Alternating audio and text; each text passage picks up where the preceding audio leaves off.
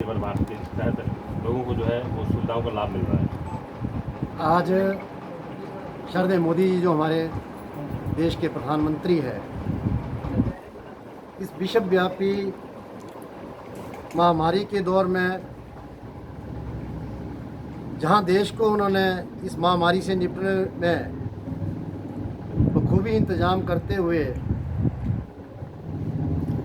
जहां देश को इस महामारी के दौर से कैसे निकाला जाए, उन्होंने जो पग उठाए, हमें गर्व है कि हमारे प्रधानमंत्री के इस महामारी के दौर में उठाए गए उचित कदमों को पूरे विश्व ने उनके नेतृत्व को इस महामारी के दौर में स्वीकारा है। इस महामारी में सबसे पहले तो जान रहे इसकी आवश्यकता थी। अब धीरे धीरे जैसे जैसे समय बीत रहा है, जान के साथ साथ जान है तो जहान भी है। आने वाले समय में किस प्रकार से हम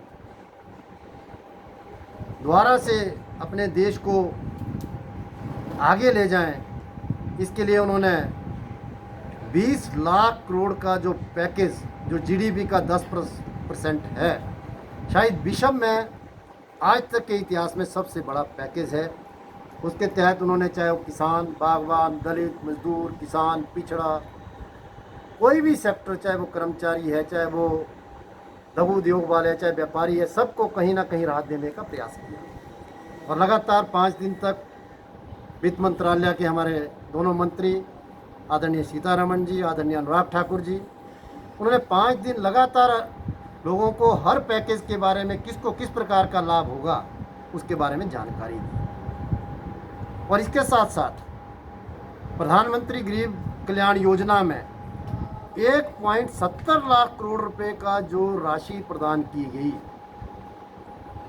जिसमें चाहे उज्ज्वला योजना के तहत 3 महीने के सिलेंडर मुफ्त में दिए गए, जिसकी राशि 3 महीने की उज्ज्वला योजना के लाभार्थियों को मिली। मातृशक्ति, जिस भी महिला के नाम से जन धन था, उसमें 500 रुपये की राशि भेजी गई। जो हमारे दिव्यांग, बुढ़ापा पेंशन, अपंग पेंशन, उनको 1,000 रुपये की राशि दी गई। इस प्रकार कुल मिला के 39.89 करोड़, लगभग 40 करोड़ लाभार्थियों को 64,500 करोड़ का लाभ प्रधानमंत्री गरीब कल्याण योजना में मिला। और आने वाले समय में चाहे वो किसान क्रेडिट के नाम से पूरे भारतवर्ष में और हिमाचल प्रदेश में, जिस प्रकार से मैंने आंकड़े पहले भी आपको बताए, और किसानों को जो मैंने आपको बताया कि 9,60,000 के आसपास हमारे कृषक परिवार यहाँ पर रहते हैं। लगभग 4.5 लाख कृषक परिवारों को किसान क्रेडिट कार्ड के माध्यम से उनको लाभ मिला। व्यापारियों को, लघु उद्योग वालों को, सबको लाभ मिला। और इस आत्मनिर्भर भारत के लिए जो प्रधानमंत्री जी ने नारा दिया, वोकल फॉर लोकल, कि हम अपने वहाँ का जो प्रोडक्ट है, जो भी हमारे यहाँ पर प्रोडक्ट तैयार होता है, चाहे वो खाने का हो, चाहे पहनने का हो, किसी भी प्रकार का, उसको हम बढ़ावा दें। हम अपने क्षेत्र के ही वस्तुओं का खरीद करें, क्योंकि उससे क्या होगा कि जब हम लोकल लेवल पर वहाँ के वस्तुओं को खरीदेंगे तो धीरे धीरे जैसे जैसे उसकी डिमांड बढ़ेगी, उसमें गुणवत्ता भी आती जाएगी।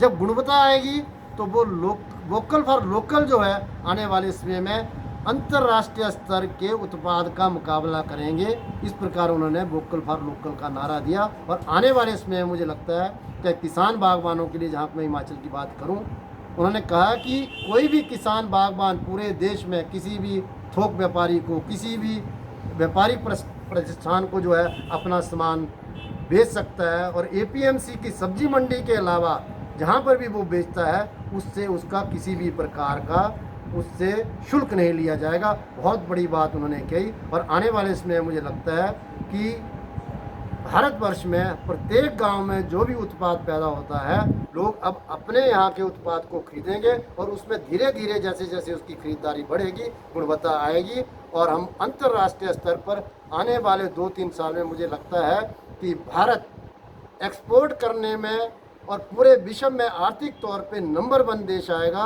देश बनेगा उसमें आप सबका सबसे बड़ा मैं आप लोगों का धन्यवादी हूँ। जहाँ पर सरकार, प्रशासन, लोग, सफाई कर्मचारी, मेडिकल स्टाफ, पुलिस जो भी इस काम में कर रहे हैं, वहाँ मीडिया का मैं सबसे ज़्यादा आभार व्यक्त करना चाहता हूँ कि इस महामारी के दौर में मीडिया ने लोगों को जागरूक करने के लिए कि किस प्रकार से इस महामारी के दौर में हमको जीना है, उसके लिए मैं आपका आभार व्यक्त करता हूँ। और साथ में जैसे मैंने पहले भी कहा, मैं यहाँ का जो हमारा सपूत जिसने कि जम्मू कश्मीर में मातृभूमि की रक्षा के लिए शहादत दी पुईत पंचायत से, जो हमारा नौजवान 23 साल का लड़का, उसके लिए श्रद्धांजलि, और 20 हमारे जो सैनिकों ने मातृभूमि की रक्षा के लिए शहादत दी, उसके लिए श्रद्धांजलि अर्पित करता हूँ। और आज आत्मनिर्भर भारत की ओर के लिए हम अग्रसर हैं श्रद्धेय मोदी जी के नेतृत्व। ठीक है।